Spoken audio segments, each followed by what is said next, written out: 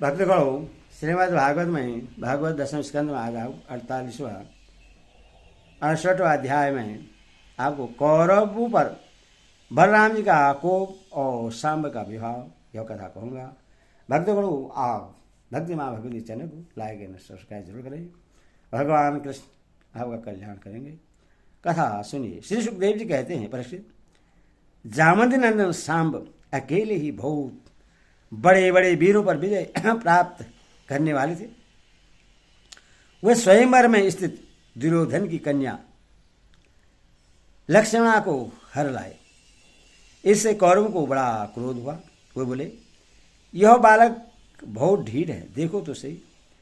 इसने हम लोगों को नीचा दिखाकर बलपूर्वक हमारी कन्या का अपहरण कर लिया। वह तो इससे चाहती भी न थी, अतः यह ढीठ को पकड़कर बांध लो। यदि यदुवंशी लोग रुष्ट भी होंगे तो वे हमारा क्या बिगाड़ लेंगे। वे लोग हमारी ही कृपा से, हमारी ही दी हुई धन धान्य से परिपूर्ण पृथ्वी का उपभोग कर रहे हैं। यदि वे लोग अपने इस लड़के के बंदी होने पर समाचार सुनकर यहाँ आएंगे तो हम लोग उनका सारा घमंड चूर चूर कर देंगे और उन लोगों के मिजाज वैसे ही ठंडे हो जाएंगे जैसे सैन्य पुरुष के द्वारा प्राणायाम आदि उपायों से बस में की हुई इंद्रियां। विचार करके कर्ण, सल, भूरिश्रवा, यज्ञकेतु और दुर्योधन आदि वीरों ने कुरुवंश के बड़े बड़े बुड्ढों की अनुमति ली तथा सांब को पकड़ लेने की तैयारी की। जब महाराज सांब ने देखा कि धृतराष्ट्र के पुत्र मेरा पीछा कर रहे हैं, तब वे एक सुंदर धनुष चढ़ाकर सिंह के समान अकेले ही रणभूमि में डट गए। इधर कर्ण को मुखिया बनाकर कौरवी धनुष चढ़ाते हुए सांब के पास आ पहुंचे और क्रोध में भरकर उनको पकड़ लेने की इच्छा से खड़ा रहो खड़ा रहो इस प्रकार ललकारते हुए बाण की वर्षा करने लगे। परीक्षित, यदुनंदन सांब अनित्य अचित्य सेवर्यशाली भगवान श्री कृष्ण के पुत्र थे। कौरवों के प्रहार से वे उन पर चिढ़ गए। जैसे सिंह तुच्छ हिरणों का पराक्रम देखकर चिढ़ जाता है, सांब ने अपने सुंदर धनुष का टंकार करके कर्ण आदि 6 वीरों पर, जो अलग अलग 6 रथों पर सवार थे, 6 बाणों से एक साथ अलग अलग प्रहार किया। उनमें से 4 बाण उनके 4 घोड़ों पर और एक उनके सारथियों पर और एक उन महान धनुधारी रथी वीरों पर छोड़ा। सांब के इस अद्भुत हस्तलाघव को देखकर विपक्षी वीर भी मुक्त कंठ से उनकी प्रशंसा करने लगे। इसके बाद उन 6 वीरों ने एक साथ मिलकर सांब को रथहीन कर दिया। 4 वीरों ने एक बाण से उनके 4 घोड़ों को मारा। एक ने सारथी को और एक ने सांब का धनुष काट डाला। इस प्रकार कौरवों ने युद्ध में बड़ी कठिनाई और कष्ट से सांब को रथहीन कर बांध लिया। इसके बाद वे उन्हें तथा अपनी कन्या लक्ष्मणा को लेकर जय मनाते हुए हस्तिनापुर लौट आए। परीक्षित, नारद जी से यह समाचार सुनकर यदुवंश को बड़ा क्रोध आया। वे महाराज उग्रसेन की आज्ञा से कौरवों पर चढ़ाई करने की तैयारी करने लगे। बलराम जी कलह प्रधान कलयुग के सारे पाप ताप को मिटाने वाले हैं। उन्होंने कुरुवंशियों और यदुवंशियों के लड़ाई झगड़े को ठीक न समझा। यदि भी यदुवंशी अपनी तैयारी पूरी कर चुके थे, फिर भी उन्होंने उन्हें शांत कर दिया और स्वयं सूर्य के समान तेजस्वी रथ पर सवार होकर हस्तिनापुर गए। उनके साथ कुछ ब्राह्मण और यदुवंश के बड़े बुड्ढे भी गए। उनके बीच में बलराम जी की ऐसी शोभा हो रही थी मानो चंद्रमा ग्रहों से घिरे हुए हो। हस्तिनापुर पहुंचकर बलराम जी नगर के बाहर एक उपवन में ठहर गए और कौरव लोग क्या करना चाहते हैं इस बात का पता लगाने के लिए उन्होंने उद्धव जी को धृतराष्ट्र के पास भेजा। उद्धव जी ने कौरवों की सभा में जाकर धृतराष्ट्र, भीष्म पितामह, द्रोणाचार्य, वहाइक और दुर्योधन की विधिपूर्वक अभ्यर्थना वंदना की और निवेदन किया कि बलराम जी पधारे हैं। अपने परम हितैषी और प्रियतम बलराम जी का आगमन सुनकर कौरवों की प्रसन्नता की सीमा न रही। वे उद्धव जी का विधिपूर्वक सत्कार करके अपने हाथों में मांगलिक सामग्री लेकर बलराम जी की आगवानी करने चले। फिर अपनी अपनी अवस्था और संबंध के अनुसार सब लोग बलराम जी से मिले तथा उनके सत्कार के लिए उन्हें गौ अर्पण की एवं अर्घ्य प्रदान किया। उनमें जो लोग भगवान बलराम जी का प्रभाव जानते थे उन्होंने सिर झुकाकर उन्हें प्रणाम किया। तदनंतर उन लोगों ने परस्पर एक दूसरे का कुशल मंगल पूछा। यह सुनकर कि सब भाई बंधु सकुशल हैं, बलराम जी ने बड़ी धीरता और गंभीरता के साथ यह बात कही। सर्वसमर्थ राजाधिराज महाराज उग्रसेन ने तुम लोगों को एक आज्ञा दी है, उसे तुम लोग एकाग्रता और सावधानी के साथ सुनो और अविलंब उसका पालन करो। उग्रसेन जी ने कहा है, हम जानते हैं कि तुम लोगों ने कईयों ने मिलकर अधर्म से अकेले धर्मात्मा शाम्ब को हरा दिया और बंदी कर लिया है। यह सब हम इसीलिए सह लेते हैं कि हम संबंधियों में परस्पर फूट न पड़े, एकता बनी रहे। अतः अब झगड़ा मत बढ़ाओ, शाम्ब को उसकी नौवधू के साथ हमारे पास भेज दो। परिषद बलराम जी की वाणी वीरता, सूरता, बल, बोरस और उत्कर्ष से परिपूर्ण और उनकी शक्ति के अनुरूप थी। यह बात सुनकर कुरुवंशी क्रोध से तिल मिला उठे। वे कहने लगे, अहो यह तो बड़े आश्चर्य की बात है। सचमुच काल की चाल को कोई टाल नहीं सकता। तभी तो आज पैरों की जूती उस सिर पर चढ़ना चाहती है जो श्रेष्ठ मुकुट से सुशोभित है।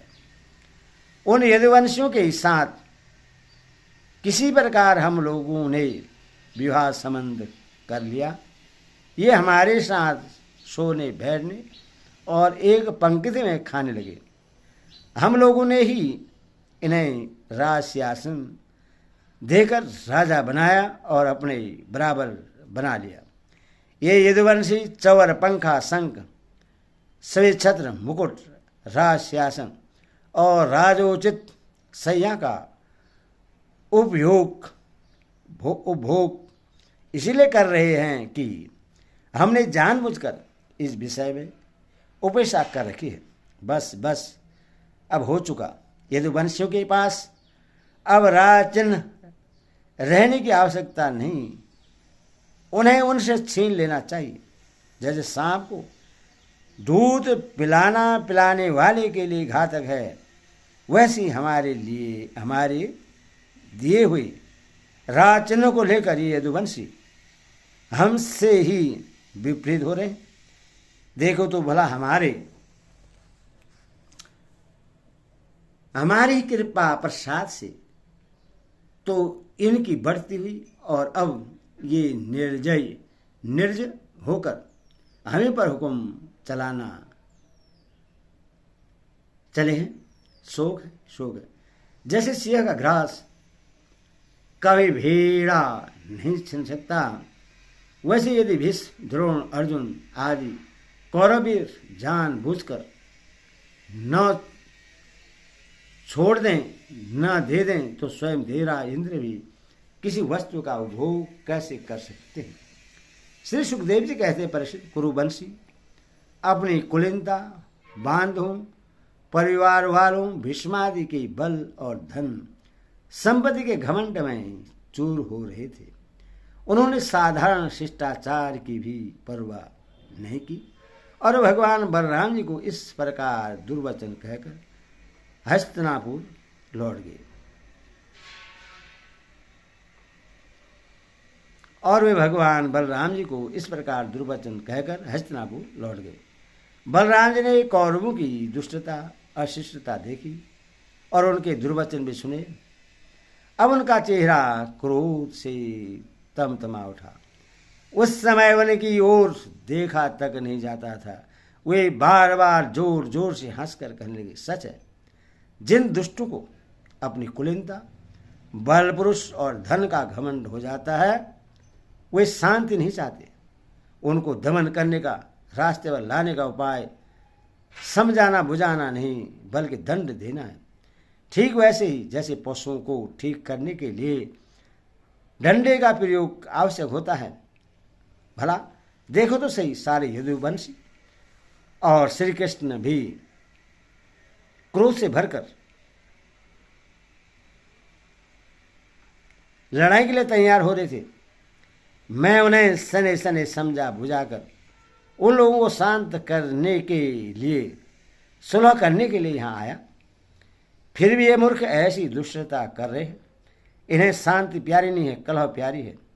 ये इतने घमंडी हो रहे हैं कि बार बार मेरा तिरस्कार करके गालियां बक रहे हैं। ठीक है भाई, ठीक है, पृथ्वी के राजाओं की तो बात ही क्या, त्रिलोकी के स्वामी इंद्र आदि लोकपाल जिनकी आज्ञा का पालन करते हैं, वे उग्रसेन राजाधिराज नहीं है। वे तो केवल भोज, वृष्टि और अंतकवंशी यादवों के ही स्वामी हैं। क्यों? जो सुधर्मा सभा को अधिकार में करके उस समय विराजते हैं और जो देवताओं के वृक्ष पारिजात को उखाड़ कर ले आते और उनका उपभोग करते हैं, वे भगवान श्री कृष्ण भी राज सिंहासन के अधिकारी नहीं है। अच्छी बात है। सारे जगत की स्वामिनी भगवती लक्ष्मी स्वयं जिनके इस चरण कमलों की उपासना करती है, वे लक्ष्मी भगवान श्री कृष्ण चंद्र, छत्र, चवर आदि राजोचित सामग्रियों को नहीं रख सकते। ठीक है भाई, इनके चरण कमलों की धूल संत पुरुषों के द्वारा सेवित गंगा आदि तीर्थों का भी तीर्थ बनाने वाली है। सारे लोकपाल अपने अपने श्रेष्ठ मुकुट पर जिनके चरण कमलों की धूल धारण करते हैं, ब्रह्मा, शंकर, मैं और लक्ष्मी जी जिनकी कला की भी कला है और जिनके चरणों की धूल सदा सर्वदा धारण करते हैं, उन भगवान श्री कृष्ण के लिए भला राज सिंहासन कहाँ रखा है? बेचारे यदुवंशी तो कौरवों का दिया हुआ पृथ्वी का एक टुकड़ा भोगते हैं। क्या खूब, हम लोग जूती हैं और ये कुरुवंशी स्वयं सिर है। ये लोग ऐश्वर्य से उन्मत्त घमंडी कौरव पागल शरीर के हो रहे हैं।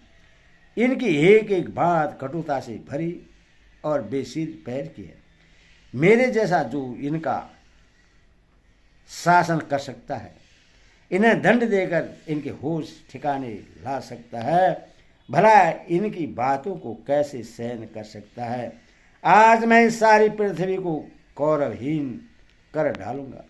इस प्रकार कहते कहते बलराम जी क्रोध से ऐसे भर गए मानो त्रिलोकी को भस्म कर देंगे।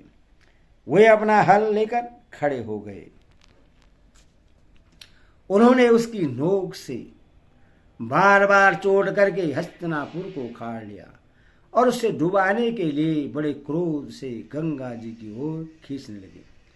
हल से खींचने पर हस्तिनापुर इस प्रकार कांपने लगा मानो जल में कोई नाव डगमगा रही हो। जब कौरवों ने देखा कि हमारा नगर तो गंगा जी में गिर रहा है, तब वे घबरा उठे। फिर उन लोगों ने लक्ष्मणा के साथ शांब को आगे किया और अपने प्राणों की रक्षा के लिए कौटुंबिक के साथ हाथ जोड़कर सर्वशक्तिमान उन्हीं भगवान बलराम जी की शरण में गए और कहने लगे, लोकाभिराम बलराम जी, आप सारे जगत के आधार से जी हैं। हम आपका प्रभाव नहीं जानते प्रभु। हम लोग मूड हो रहे हैं, हमारी बुद्धि बिगड़ गई है, इसीलिए आप हम लोगों का अपराध क्षमा कर दीजिए। आप जगत की स्थिति, उत्पत्ति और प्रलय के एकमात्र कारण हैं और स्वयं निराधार स्थित है। सर्वशक्तिमान प्रभु, बड़े बड़े ऋषि मुनि कहते हैं कि आप खिलाड़ी हैं और ये सब के सब लोग आपके खिलौने हैं। अनंत आपके सहस्त्र सहस्त्र सिर हैं और आप खेल खेल में ही इस भूमंडल को अपने सिर पर रखे रहते हैं। इस प्रलय का समय, जब प्रलय का समय आता है तब आप सारे